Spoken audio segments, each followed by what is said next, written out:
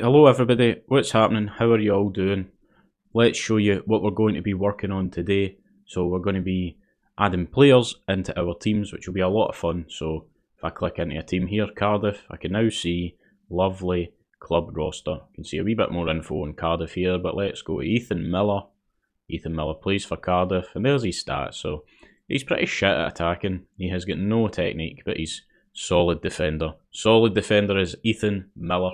So let's show you what's going on here and how we can add players to our teams in our wee football manager game. Okay, so step one is you will want to come into your scripts, data models, and create player.cs. And let's take a look at player.cs. So we've got serializable above the class just to allow us to see all the stats in the Unity inspector. My IntelliSense is not working, but there it is. So we assign a team to player, and we have got an int for all the stats. So these are my stats: attacking, defending, technique, physical. Nothing like Football Manager just now, just keeping it simple. We've got a first name and last name, which are private integers. Put a wee space there. And we've got an ID. So we've got a public setter for our player ID here because we set the ID after we've actually created the player. We've got a wee getter here which gets the full name by combining the first name, a space, and the last name. And the constructor here, which is called every time we create a new player, we randomise the stats and we get a first name, we get a surname. And how do we do that? Well, we've got a really basic array here in each of them. Not the most efficient code, however, we just randomise a number and get one of these names from that and just assign it. Okay, so step two here is we add some bits and bobs here into team. So before we just had the team name, I've just added in here year founded, stadium capacity, just to add a wee bit more depth into the teams. We've got a private team ID. We can publicly set that team ID, which I will show you, and then just a public getter here, basically just so that we can access this, but we can't set it from anywhere else. We've also got a list of players, which when we generate the team, we basically loop through 11 times and add a new player. And then we generate that player through the player constructor, pass in the team so that that player knows what team he plays for. We add that new player into the players list. Then we get the ID by registering the player in the player manager. And we set that player ID from this ID here. Now step 3 is to call this generate team method. So if we click that reference and go to it, you'll see here now that we call generate team in this get all teams method. This is the team manager, and before we were just generating an instance of the team scriptable object and adding it to the list. And by the way, I have switched both of these lists back to public, so just make sure you put them back to public. But now what we want to do is call that generate team method that we just spoke about, and then we've got another method for set the team ID, which is also in team.cs. Step 4 is to create playermanager.cs. So this is a new script here called playermanager.cs, and then drag it onto your controller object so that it's in the scene. And this is your player manager code. So it's a singleton again. We've got that method for register player. So basically this script is going to be a bank, essentially, be a manager of all the players. So we can add all the players into a list here. It will have a list of every player in the game. And then if we want to get a player by the ID, which we will be doing through the links in the scene when we click the text, we can use this manager as a central point for grabbing those players. And you see that this was referenced, this register player, back here when we were generating the team in step number 3. Okay, so step number 5 here is you want to come into your UI page, and if you were following closely, you might have seen these two methods were commented out before. You want to uncomment them because we're going to be using these now. So it's a virtual method that we can then override in our different pages that use UI page, so such as homepage UI or player details UI, that sort of thing. And then you also want to create these public void show methods, but one that takes in the player and one that takes in the team.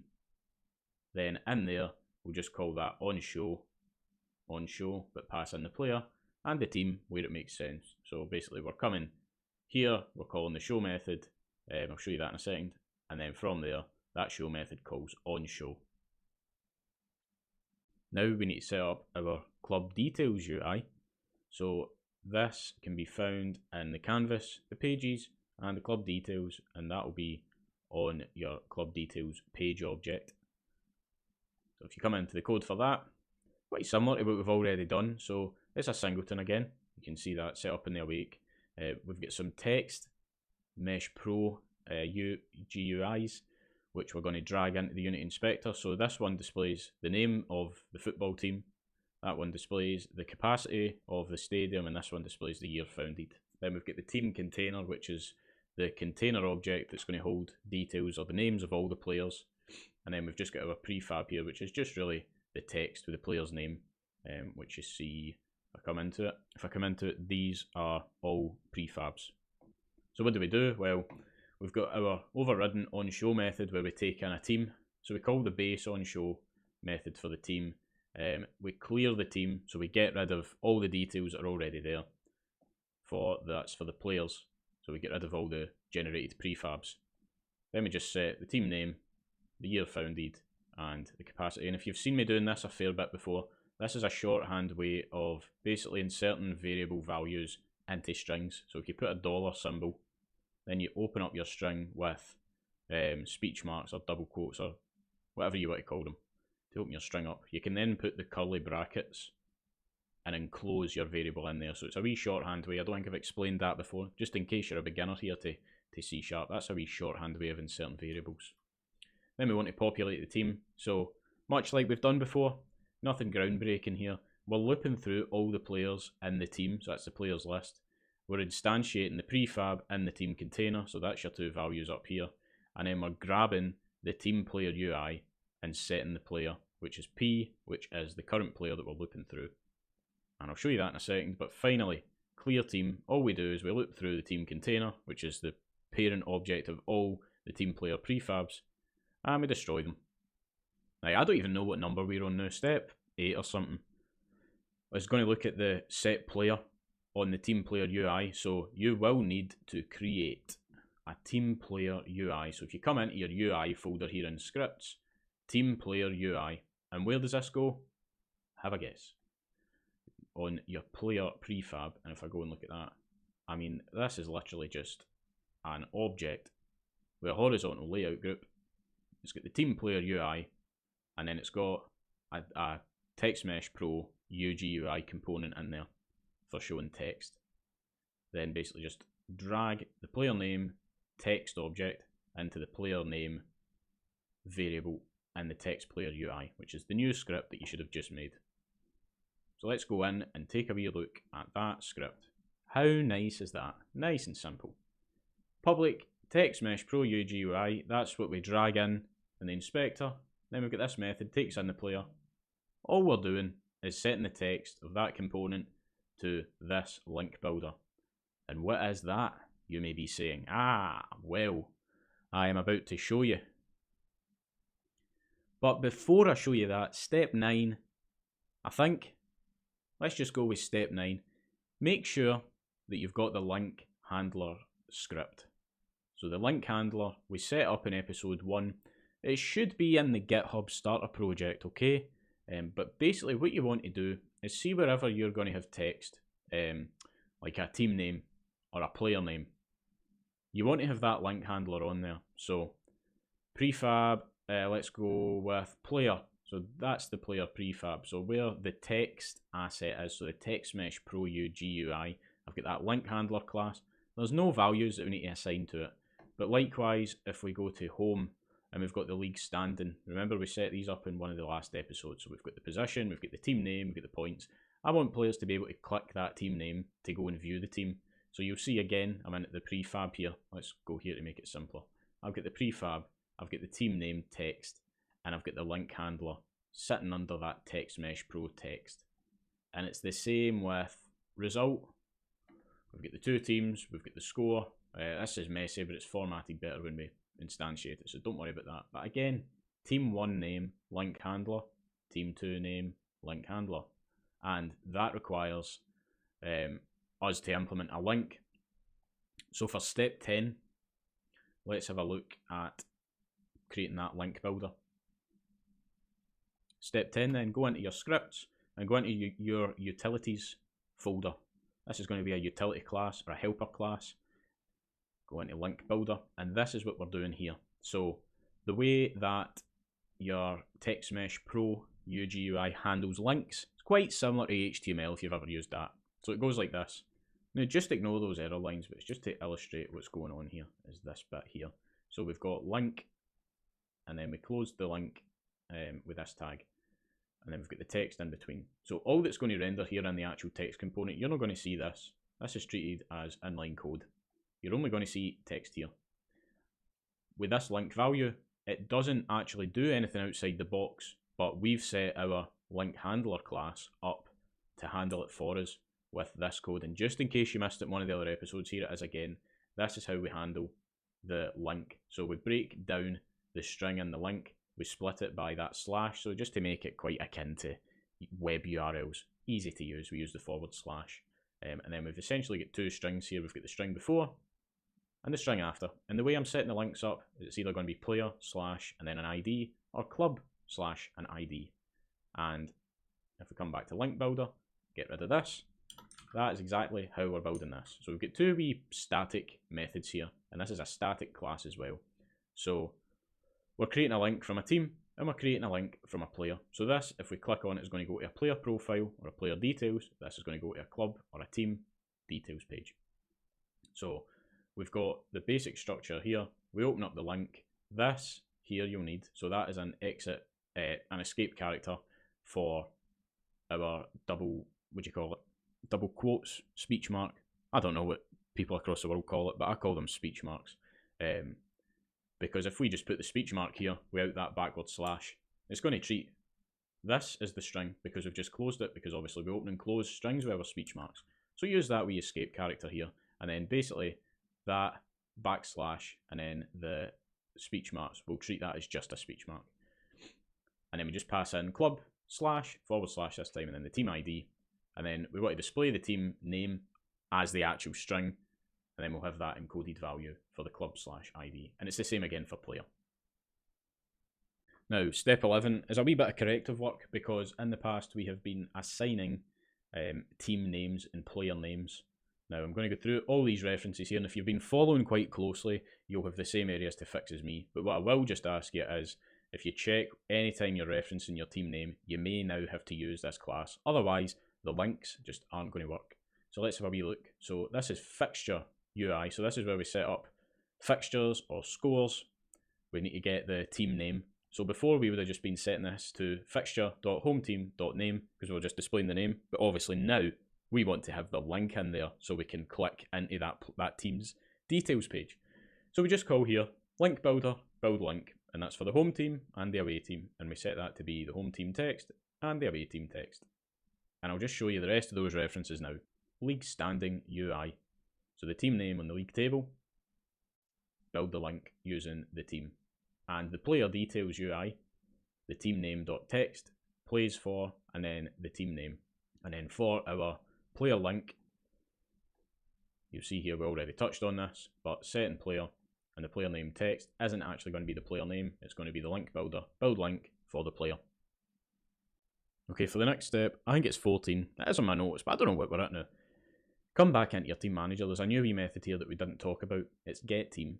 So we pass in an ID, which is the team ID, and then we use this link query. So you'll need to make sure you've got system link referenced here up the top, installed. But you're basically then returning the instantiated teams, which is the list of our teams, first or default, which means first based on these, this argument here. So X is just going to be the name of the reference to the team that we're looping through. So you can think of this as shorthand for a for each. So we do X, we check X team ID, and we check that against the team ID we passed in. So basically we're returning here the team in this list with that ID. So if we pass in 5, we get the instantiated team with an ID of 5. And we're getting that ID from here. We're setting the team ID, which I think I showed you that before, is this new public setter for this private int team ID. And we just set that to the instantiated teams count. So first one will be 1, 2, 3, 4, 5, 6, 7, 8, etc. You get the idea. Now we're going to do a wee bit of jiggery pokery here for step 15 and 16, right? I've closed everything up the top because I had a load of scripts open. So the two scripts that you need open here are the link handler and the UI manager. So you might see here there's a wee bit of an update that's been done. So we've wrapped this switch statement that we had originally, we've wrapped that in an int try parse. So basically we're passing in the ID, which is the ID string, so that will be like 1 or 12 or 20, but in a string format. And then we want to get the result as an int. So if that is successful in returning an int, we then come inside of this if statement. If it's no, then this will be ignored. But once we come in, we switch the type, which is either going to be player or club. Then we pass in the result, so the int, the parsed int, as the argument for show player details or show club details. Now this, if you implement this first, this is going to throw an error because we've already implemented these methods, but we did so with a string. So now we just want to change this from a string player ID and a string club ID to an int player ID and an int club ID. And then you see here we're now getting the player from the player manager, so it's the get player, then we pass in the player ID. We do the same with the team manager. We get the team from the, God, I'm really shit at naming things, but we get it from the club ID, which is the same thing as the team ID. Then we're using these new overridden show methods. So this is in your UI page, which we touched on earlier. So you should have these two new methods, and these protected virtual methods should be here as well. So we call club details UI.show for the club one, we pass in the team, and player details UI show, pass in the player that we retrieve here. There's one more thing I forgot to show you actually. So I've got a new method here called display UI.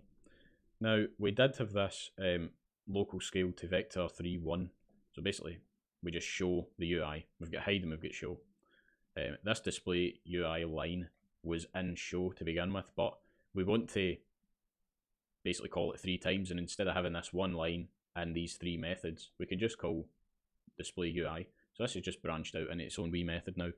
Now that's everything we need for the club details, but we're not actually going to be displaying the player details at the moment on that page. So if you come into your UI, player details UI, let's set that up. So it's going to be much the same again.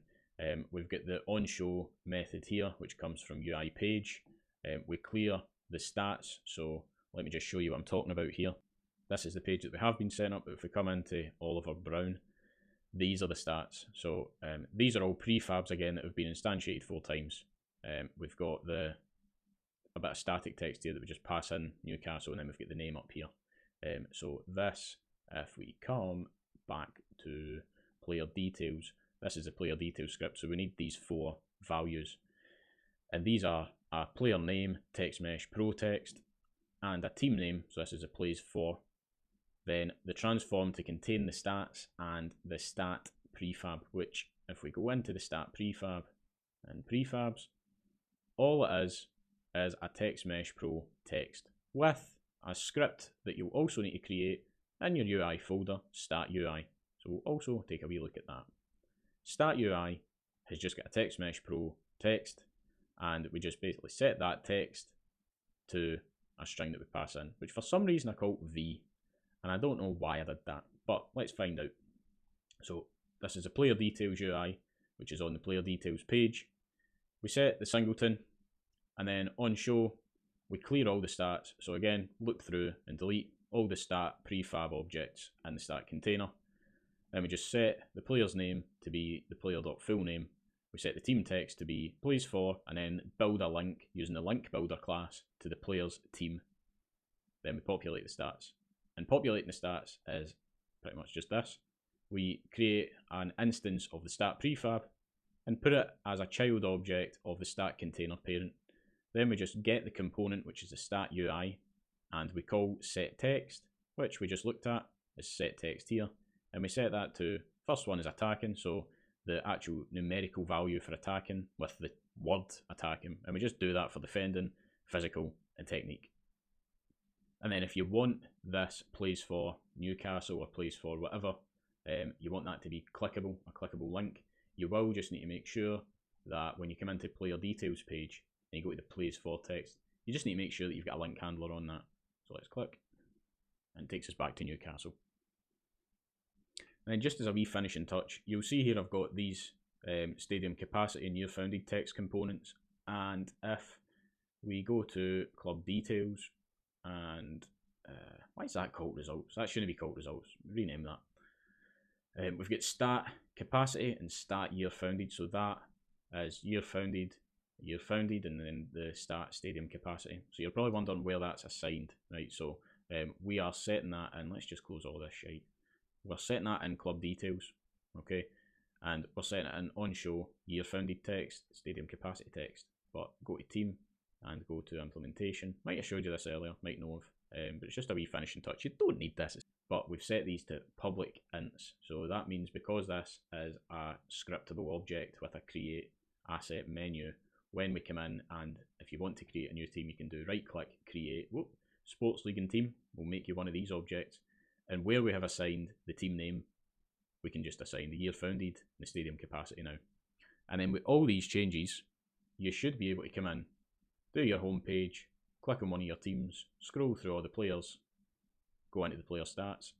The problem is, the player stats don't actually do anything at the moment, and we are still, if we come to home next week, we're still just randomly generating some shitty score with a couple of random numbers, which isn't ideal. I want to build out a nice wee sort of match simulation which will take into account all the players' stats and sort of combat them against each other and do wee kind of random rolls that are influenced by the players' stats and maybe also influenced by the stadium capacity. Maybe if there's a team with a larger capacity, they've got more of a home following and therefore they play stronger when they're at home or something like that. So that might be quite interesting, but that is what we're going to touch on in episode 5. So this has been episode 4. If you've missed anything or you think it might be worth going back, you can go to episode 3, which I'll drop a wee link to at the end of the video. But other than that, if you like this, I hope you would like the video. That really helps me out. I massively appreciate it. And episode 5 will be coming very soon. And that is going to be a hell of a lot of fun because we're going to implement some real match simulation. So you're not going to want to miss that one. So please consider subscribing to the YouTube channel as well. Then you'll get notified as soon as that one comes out. You're not going to want to miss that one. So cheers, folks.